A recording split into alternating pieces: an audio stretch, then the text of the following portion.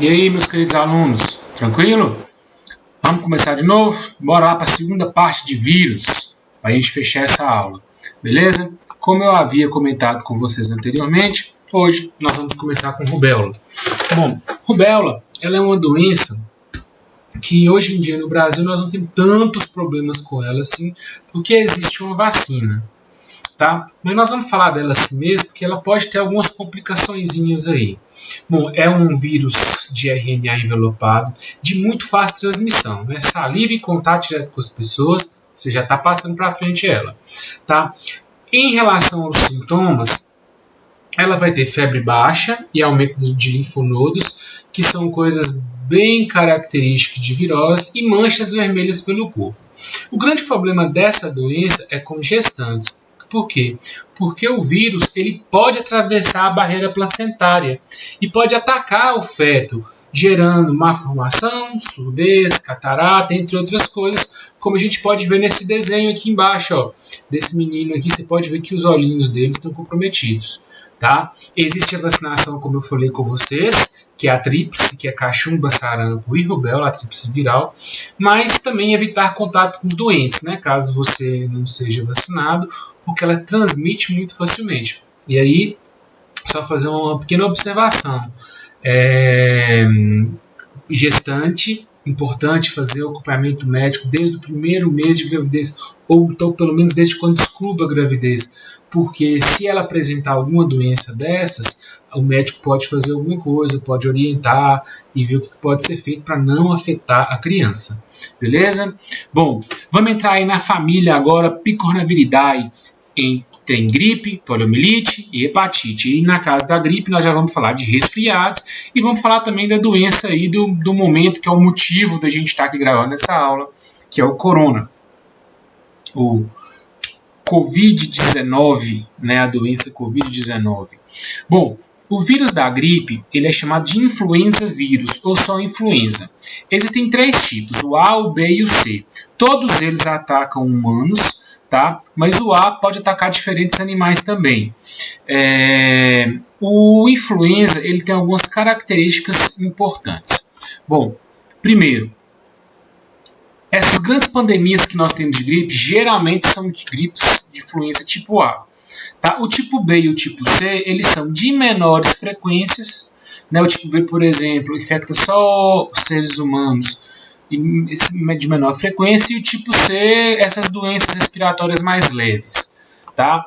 Bom, qual é a característica desse vírus? Ele tem em seu envelope viral, e aqui é importante a gente ver, ó, a gente tem aqui ó, o envelope viral, aqui dentro a gente tem o RNA, as proteínas e o capsídeo, né, a cápsula proteica, tá? E aqui o envelope viral com 2 proteínas, a hemaglutinina e a neuroaminidase. Bom, a hemaglutinina e a neuroaminidase são proteínas que vão ajudar na infecção na nossa célula. O que acontece? A hemaglutinina ela consegue se ligar à membrana da célula e auxiliar a infecção viral. Tá? Então ela é importantíssima para o vírus conseguir entrar dentro das células, dentro de sua célula. Já a neuroaminidase ela é importante, mas na hora de sair, ela também vai se ligar à membrana, abrindo o caminho para que o vírus possa sair da célula e infectar outras células. Tá? Existem vários tipos de hemaglutinina e vários tipos de neuroaminidase. Aí a gente vai conhecer o vírus pelo tipo de hemaglutinina e neuroaminidase que ele tem. Por exemplo, a gente vê muito falar no H1N1, né? É um vírus que tem como hemaglutinina a tipo 1 e a neuroaminidase tipo 1. A hemaglutinina são cerca de 15 diferentes, tá? E a neuroaminidase cerca de 9. Então a gente tem, por exemplo, o H1N1, o H5N1, o H16N9, e aí vai variando, tá? Bom, durante os séculos aí, a gente teve muito problema com grandes pandemias, como a gente está tendo agora com o coronavírus, tá? E aí eu destaquei algumas aqui. A gente teve em 18 a gripe espanhola, que é uma das mais famosas, que foi o H1N1, cerca de entre 50 e 100 milhões de mortes, né? Isso é muita morte. 57 a gente teve a gripe asiática, do HN2N2.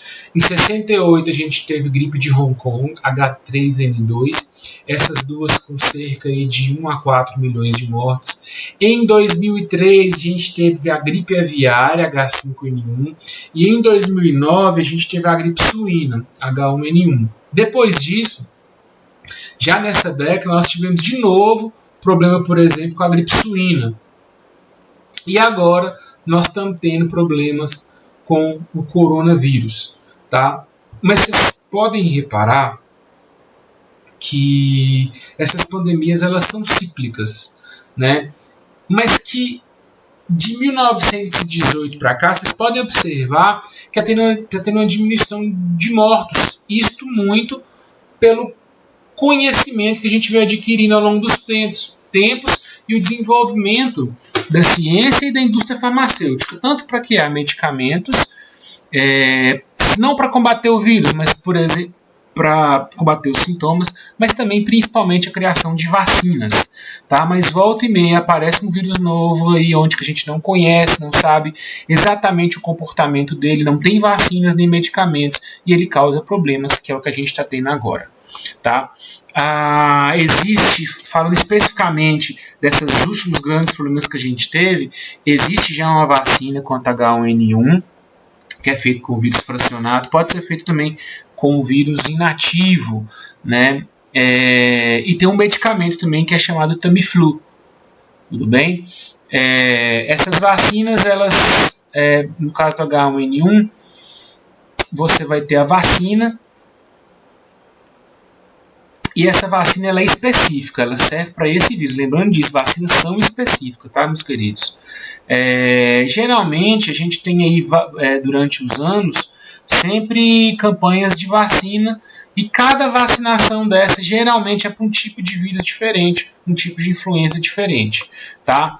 Os riscos, você pode reparar que são sempre os mesmos, inclusive até agora para o corona. Idosos, crianças com menos de 2 anos, aí no caso do corona é um caso mais atípico, que criança geralmente não desenvolve, apesar de que já começa a surgir notícias que algumas crianças estão morrendo, mas nós vamos falar isso mais para frente. Gestantes e portadores de doenças crônicas, principalmente doenças respiratórias. Como complicação, essas pessoas podem desenvolver pneumonias, tá?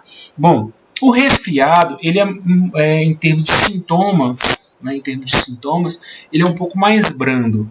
A gente tem aí cerca de 200 tipos. Alguns livros não falam que são 200, não, falam que são menos, mas outros falam que são cerca de 200 tipos de vírus diferentes que podem causar resfriados. Tá? São vírus chamados rinovírus, de RNAs não envelopados. Transmissão via respiratória, né? Muito fácil de ser transmitido.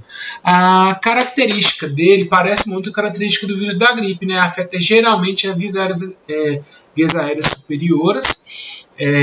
Para profilaxia, né? Como evitar? Evitar contato direto com pessoas que estão doentes, evitar frio, bebidas geladas e ambientes fechados, né, gente? O que acontece? Com o ambiente fechado, você tem mais chance de pegar, porque o vírus fica circulando no ar, você vai ter mais tempo mais facilidade de pegar. O frio, em época de frio, né, geralmente as pessoas elas ficam mais dentro de casa, em ambientes fechados, né, então uma coisa leva a outra. Mas o frio e a bebida gelada está relacionado com o nosso sistema imunológico também, né? Geralmente em épocas de frio, épocas mais geladas, você tem uma diminuição da atividade imunológica, né? Até pela diminuição de temperatura, e aí você pode ter uma facilidade no desenvolvimento desses resfriados, tá? Bom, aqui eu fiz uma tabelinha só para poder comparar. Agente causador, os dois são vírus, resfriados são vários vírus, e no influenza, como eu falei, o A, B e o C. Os sintomas, geralmente o resfriado ele é progressivo, né? Então, aquele dia que você está lá e você começa a sentir um corpo meio mole, aí você já fala assim, eu acho que eu vou ficar doente, né? Uma coriza. Já a influenza, geralmente ela chega de uma vez. Tosse, dor de garganta, dores musculares, né? São bem característicos dessas gripes influenza, tá? Febre, geralmente o resfriado é baixa, às vezes até ausente, Na influenza, geralmente, já é mais alta. Evolução. O resfriado é uma recuperação rápida, 3, 4 dias você está belezinha. E a influenza, geralmente, demora aí entre 1 e 2 semanas, 10 dias, por aí, tá? Complicações. O resfriado não tem muitas complicações, né? São complicações mais leves. A influenza, ela tem que ser tratada, né? Mais uma vez lembrando, você não tem um medicamento para tratar a maioria delas. Você vai tratar os sintomas, mas tem que tratar, porque senão pode evoluir e apresentar quadros, por exemplo, de pneumonia. Ocorrência, resfriado todo ano se tem, às vezes mais de uma vez no ano. E o influenza ele é sazonal, geralmente em época fria, no outono e inverno, é mais fácil de aparecer a influenza, tá? No caso do coronavírus, eu vou até falar com vocês o seguinte: a gente não vai entrar muito em detalhes, não vou entrar em temas que gerem muitas controvérsias, não. Vamos fazer uma caracterização mais rápida.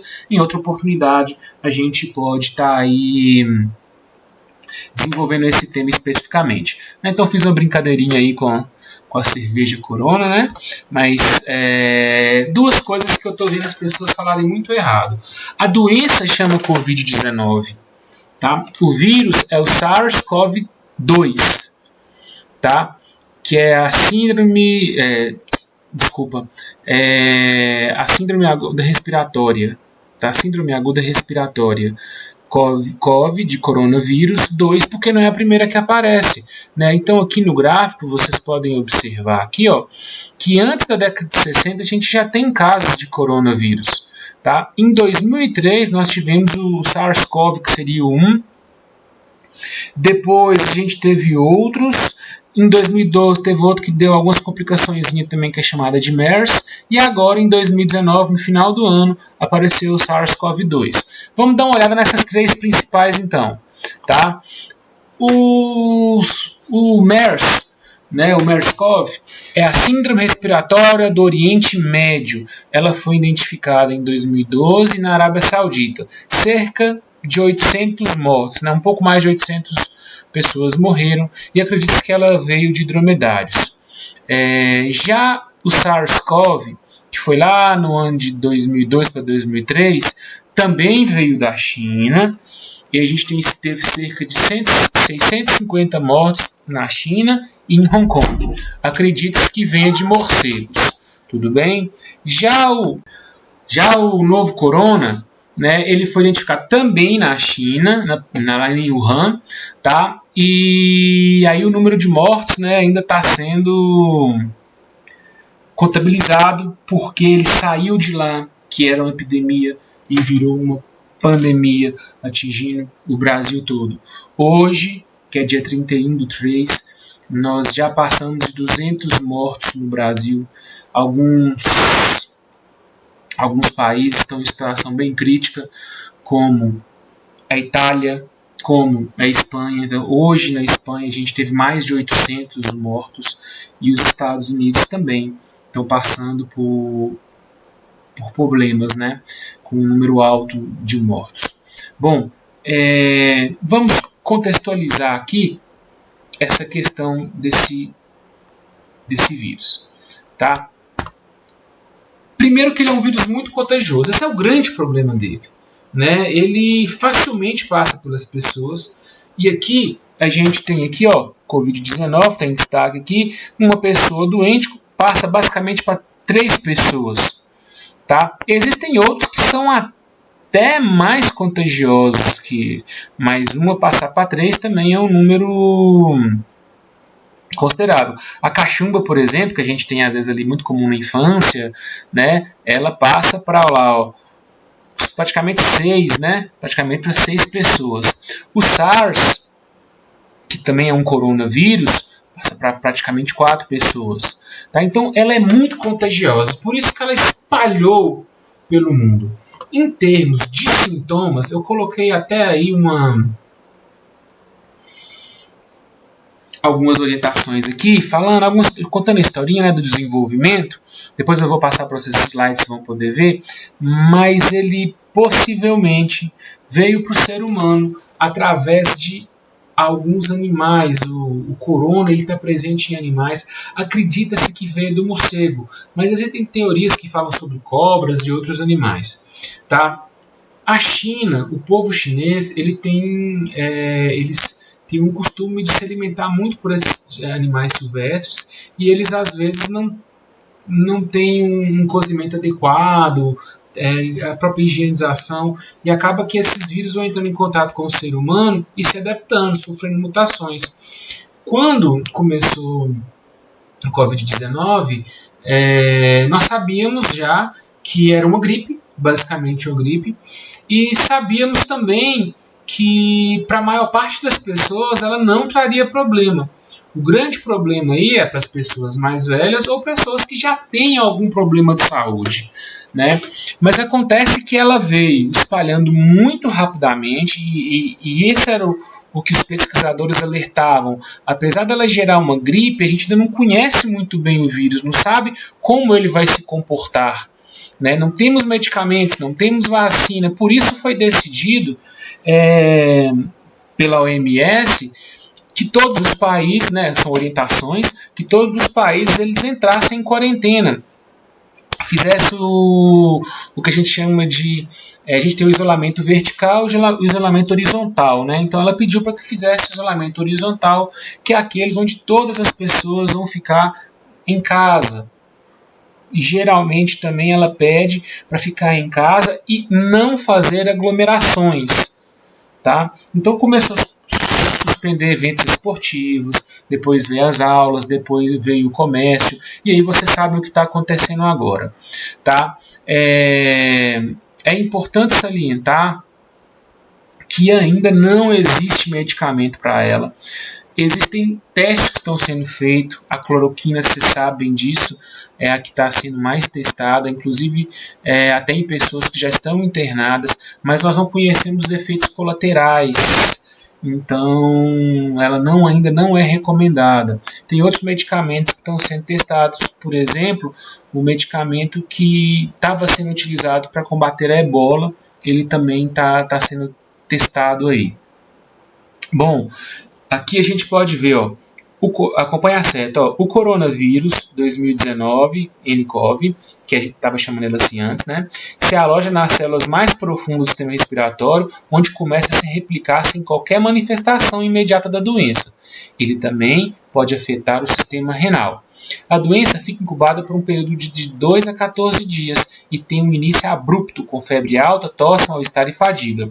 O coronavírus mimetiza um quadro gripal, podendo causar pneumonias severas e insuficiência respiratória aguda. Então esse é o grande problema. Por que foi indicado pela OMS a reclusão? Na verdade, a ideia é você diminuir o número de pessoas que vai pegar a doença, mesmo que não desenvolva um quadro mais grave, porque o sistema de saúde da maior parte dos países não suportaria muita gente ficando doente ao mesmo tempo. Né? A maioria das pessoas que vão ao hospital, elas precisam de respiradores.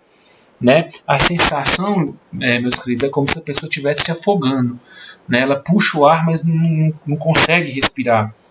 Então ela precisa de respiradores e não tem. Algumas cidades não têm respiradores, por exemplo, aqui no Brasil.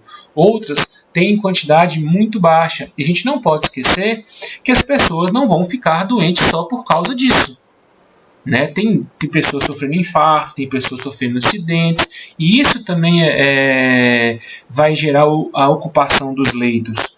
Então a ideia é não que as pessoas não fiquem doentes, mas se ficar, é óbvio, também quer que não fique doente, mas que seja em quantidade baixa, né? Mesmo que você alongue mais esse problema, para que não cause muita gente procurando o sistema de saúde e ele não ter como atender.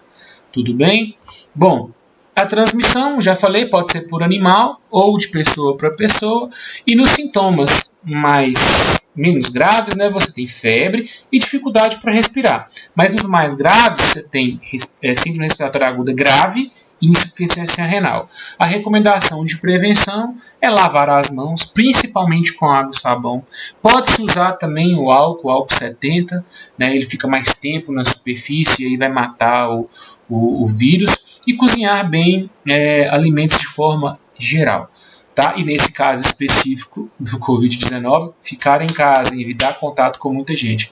Aqui, gente, o mundo está caminhando para uma situação muito interessante, porque a gente tem que analisar aspectos econômicos e aspectos de saúde pública, né? E as discussões que nós estamos tendo já há algum tempo e vai continuar é como equilibrar isso. O mundo todo está passando por esse problema e o mundo todo está sofrendo as complicações econômicas, né? Por essa questão. Por essa questão de saúde pública. Mas eu não vou entrar em detalhes por agora não, ok? Bom, vamos passar para frente. Poliomielite, que é famosa, conhecida também como paralisia infantil. Tá? A poliomielite é uma doença que é transmitida também muito facilmente por saliva ou alimentos e água contaminada, também excreta de pessoa, e ele vai causar a paralisia dos membros inferiores, né, igual a gente pode ver aí na foto. Só que a poliomielite é muito famosa porque ela tem a vacina talvez mais importante assim, do Brasil, que é o Zé Gotinha, né? Que é uma vacina oral que na época foi um grande feito, e o Brasil é um dos países que conseguiu erradicar a poliomielite. Em alguns outros países do mundo existe, mas no Brasil, graças à vacinação, que foi muito bem trabalhada pelo governo federal, a gente não tem casos de poliomielite no Brasil, tá? Hepatite, meus queridos, é uma doença que vem caindo muito em vestibulares, tá? Então vamos ficar atento com ela. É um vírus que ataca o fígado e vai causar o comprometimento das funções hepáticas, tá? A transmissão é o contato direto com vírus, alimentos, sangue contaminado e utensílios e contato sexual também. Alguns vírus podem ser transmitidos por contato sexual a alguns vírus de hepatite. Existe o A, o B, o C, o D, o E, o F e o G, a gente vai nomeando, mas eu vou destacar mais os 3 primeiros, tá? O A, o B e o C, que são mais comuns. Sintomas. Você vai ter o comprometimento das funções do fígado. O fígado é extremamente importante para o funcionamento dos nossos sistemas, então começa a ter mal-estar e fraqueza, falta de apetite, dor abdominal, né, na região do fígado, icterícia e cirrose hepática. Vale a pena salientar aqui que a cirrose ela pode ser causada por várias doenças diferentes. Pode ser causado, por exemplo, pela hepatite, pode ser causado pelo alcoolismo, pode ser usado pelo excesso de medicamentos, pode ser causado por drogas, um monte de coisa diferente. Às vezes a pessoa liga cirrose só bebida alcoólica. Não, hepatite também pode causar. Aqui a gente tem esse olho amarelo aqui, né, mostrando que a pessoa está com icterícia, porque o fígado não funciona, e aí a liberação de algumas substâncias no sangue que vão causando esse amarelamento aí. Prevenção. Existem vacinas para alguns tipos de vírus, tá? Mas no caso, como ele pode ser transmitido por contato, água e alimentos, então medidas de higiene também é muito usual. Uso de preservativos, no caso das ISTs, né? Agora a gente chama de ISTs, e controle de banco de sangue, no caso da contaminação pelo sangue. Bom, esse quadro aqui é um quadro resumo, e o que é importante aqui a gente destacar? Eu vou destacar mais a hepatite A, B e C. É a transmissão, aqui fecal oral. Aqui eu vou destacar sexual, tá? Pode ser também de mãe para filho, de mãe para filho, pelo sangue, né? E eu vou destacar aqui também a vacinação. Existe vacina para A e para B. Para as outras, não existem. No caso das que são transmitidas fecal oral, como a, por exemplo, a E também, você vai o quê? Evitar água contaminada, tomar água potável, lavar as mãos antes das refeições, ter o cuidado higiênico. No caso da sexual, principalmente a B, é fazer o quê?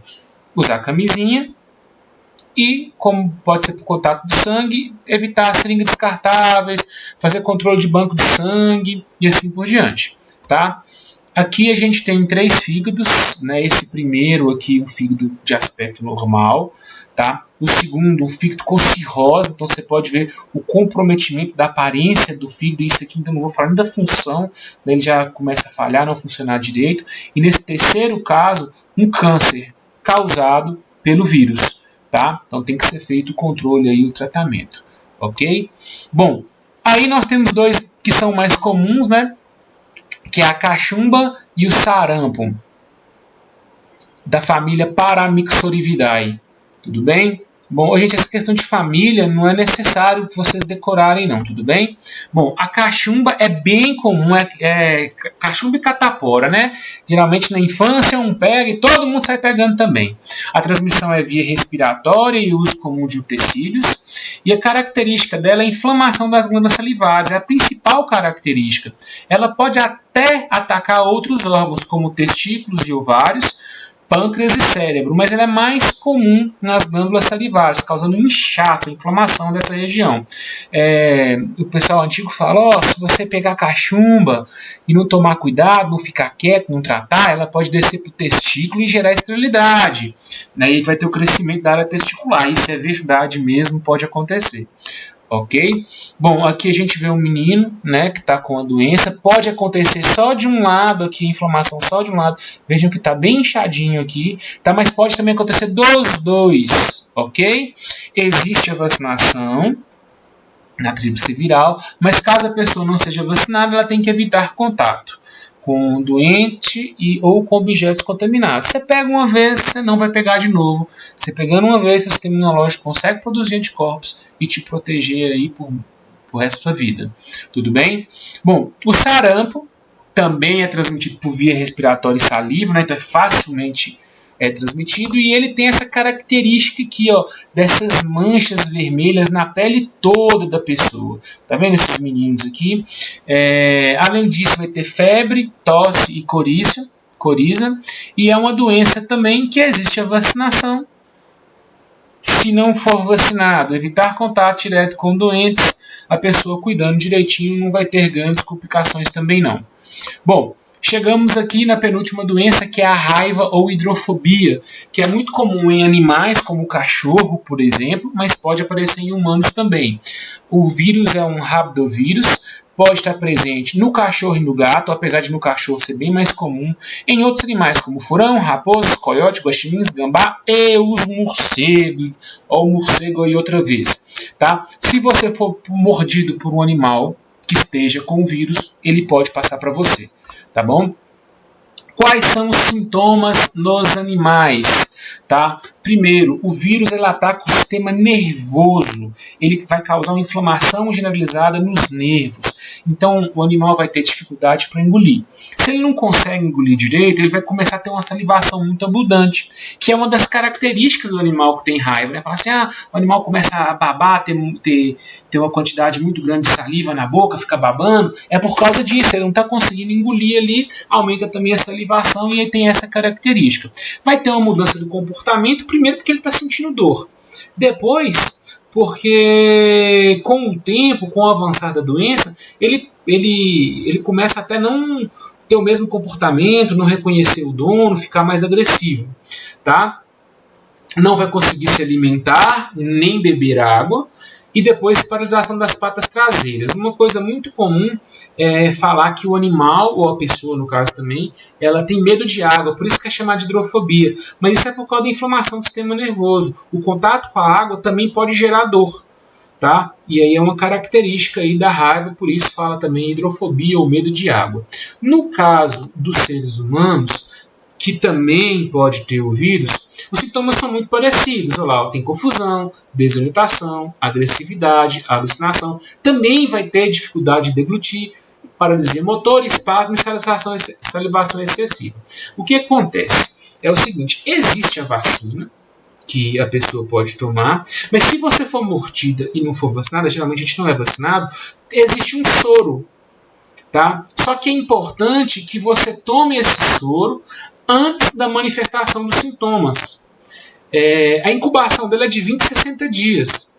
Tá? Se você toma o soro com antecedência, o seu organismo vai se recuperar. Você não vai ter o desenvolvimento da doença. Agora, se começa a aparecer os sintomas, esses sintomas vão ficando fortes, e aí a pessoa procura o hospital para poder tomar o soro, aí às vezes, na maioria das vezes não tem mais jeito. Por isso eu coloquei assim, ó, 100% de morte após sintomas. Olha, mas não quer dizer que se a pessoa for mordida ela vai morrer não, tá? Pelo amor de Deus. Ela tem que tomar o soro. Agora, se não toma o soro, vem o sintoma, eles começam a desenvolver, aí fica mais difícil, tá? Aqui só para comprovar o que eu falei, né? Vacinação profilática para exposição e também o soro antirrábico, ok? Que pode ser tomado. E por último, o ebola, que a gente teve problema também aí nos anos de 17, até um pouco antes também. E o ebola ele se caracteriza por ser uma doença que tem uma evolução muito rápido, né? Então, geralmente a pessoa que tem o ebola entre a contaminação com o vírus e a morte da pessoa são cerca de 12 dias. É muito rápido. Claro, e aqui é importante salientar, que não é todo mundo que pega ebola que morre. Mas existem alguns artigos científicos que falam aí de 70% a 75% de pessoas que morrem. Então aqui só para vocês verem a evolução, pegou o vírus, com 7 dias começa a aparecer, entre 7 e 9 dias, os primeiros sintomas, que é dor de cabeça, cansaço, febre e rigidez muscular. Olha para você ver, no 10º dia já começa a ter febre muito alta, com vômitos e hemorragia. No 11º já começa a aparecer feridas no corpo, danos cerebrais e sangramento pelo corpo todo.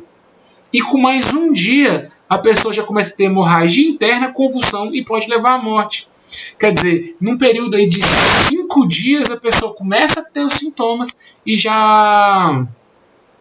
E pode vir a morrer, tá? Então, ela tem esse problema. No caso nosso aqui no Brasil, a gente não teve, salvo engano, a gente não tem nenhum caso de ebola comprovado aqui no Brasil. Ele está mais restrito à região africana e é uma dessas doenças também que veio de animais para a gente pelo consumo desses animais, carne crua, contato direto, né?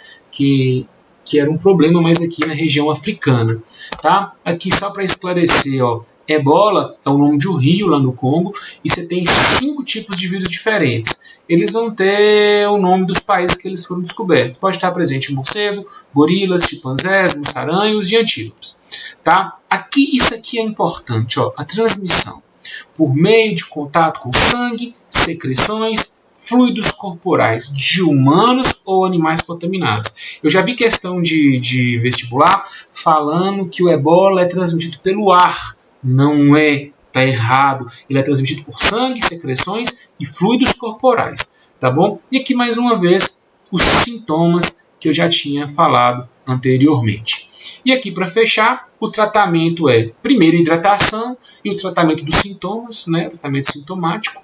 Você vai dar um suporte para o paciente ficar estabilizado e poder deixar que o próprio organismo crie os anticorpos. Uma vez que a pessoa foi curada, ela tem anticorpos que vai imunizar contra a ebola. Isso é comum em muitas doenças virais, inclusive no corona, tá? Apesar que existem pesquisadores que estão vendo se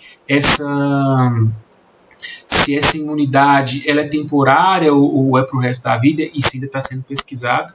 Existem medicamentos que combatem o ebola, como o Remdesivir e o Zamap. Eles não são tão eficientes, mas são utilizados. Ano passado, isso é novo, hein, gente? Ano passado foi liberada uma vacina que é chamada de Everbo, tá? E esse ano foi liberado também tratamentos com anticorpos monoclonais, que são chamados de RGN-EB3 e MAB-114. Tá? Esses tratamentos eles estão tendo um índice de cura maior que os medicamentos. Inclusive, em algumas regiões da África, estão até deixando de usar esses medicamentos para usar aí esses anticorpos monoclonais. O Remdesivir é um dos medicamentos que está sendo testado também para combater o coronavírus. Ok? Bom, hoje ficamos por aqui.